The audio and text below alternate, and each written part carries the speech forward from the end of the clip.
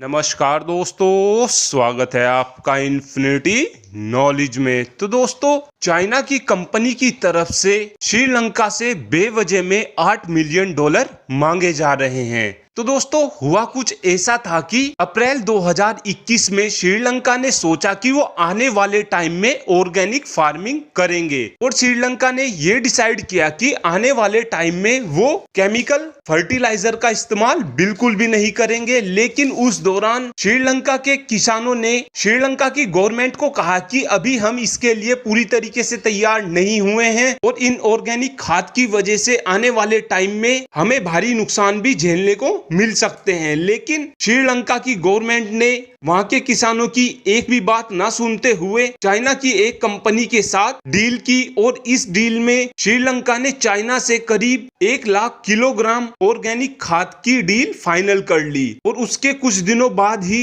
China की company क्विंगडो सीविन biotech group limited की side से ये 1 लाख किलोग्राम ऑर्गेनिक खाद श्रीलंका में भेजा गया और इस खाद को लेकर श्रीलंका के 3 से 4 शिप्स आए थे। और जैसे ही चाइना के ये शिप श्रीलंका में आए तो श्रीलंका का एग्रीकल्चर डिपार्टमेंट इस खाद की टेस्टिंग करने गया था और इस टेस्टिंग के दौरान श्रीलंका के फर्टिलाइजर डिपार्टमेंट ने ये देखा कि इस फर्टिलाइजर में बहुत ज्यादा बैक्टीरिया हैं, जिस वजह से श्रीलंका की तरफ से ये साफ मना कर दिया गया कि हम चाइना का ये खाद एक्सेप्ट नहीं करेंगे। और इस बात से चाइना इतना ज्यादा बौखला गया था कि चाइना की तरफ से इस डील की पेमेंट जो बैंक करने वाला था, चाइना की तरफ से उस बैंक को बैन कर दिया गया है। लेकिन अब श्रीलंका को यह डिसीजन लेना काफी भारी पड़ चुका था और इस दिक्कत की वजह से आने वाले टाइम में श्रीलंका में भूखमरी जैसी स्थिति भी पैदा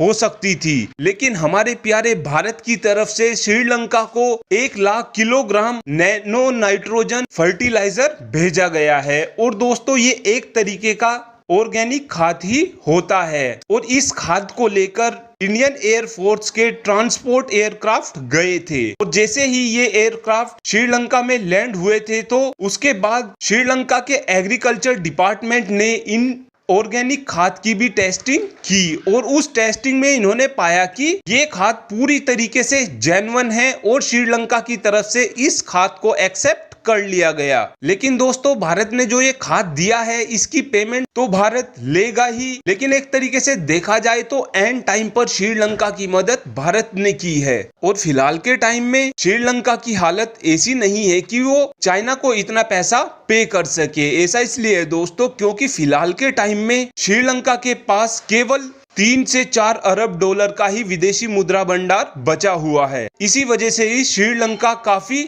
देखकर कदम उठा रहा है। और श्रीलंका की मीडिया की साइड से ये भी दावा किया जा रहा था कि अगर श्रीलंका ऑर्गेनिक खादों का इस्तेमाल करता है तो वो आने वाले टाइम में $400 मिलियन बचा लेगा। लेकिन क्विंगडो सीविन बायोटेक ग्रुप की साइड से ये कहा गया है कि श्रीलंका हमें $8 मिलियन पे करे। ऐसा इसलिए है दोस्तों क्योंकि चाइना की ये कंपनी खाद के मामले में दुनिया भर के देशों को खाद सप्लाई करती है और श्रीलंका की तरफ से इस कंपनी की इमेज कहीं ना कहीं खराब कर दी गई है, जिस वजह से आने वाले टाइम में क्विंगडो कंपनी को भारी नुकसान झेलना पड़ सकता है। लेकिन इस बात का फायदा आने वाले टाइम में श्रीलंका और भारत के रिलेशन में होने वाला है और आने वाले टाइम में ये भी देखा जा सकता है कि श्रीलंका पूरी तरीके से भारत के फेवर में आ जाए। Thanks for watching this video.